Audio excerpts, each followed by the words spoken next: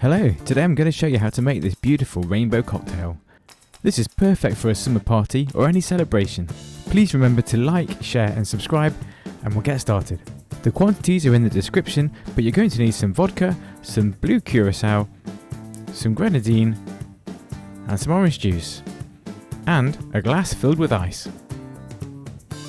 Start by briefly mixing 1.5 shots of vodka with 1 shot of Blue Curaçao.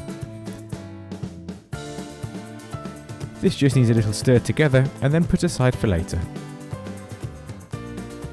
Take your ice-filled glass, any tall glass will do for this, and add 1 shot of Grenadine.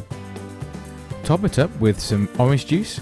I've used about 100ml here, but you can add more or less depending on your taste. Finally, top it up with the Blue Curaçao mixture that we made earlier. And there you have it, your rainbow cocktail. Before you go, please check out these other videos and like and share and subscribe, and we'll see you again soon on Smiles Like I'm Cooking.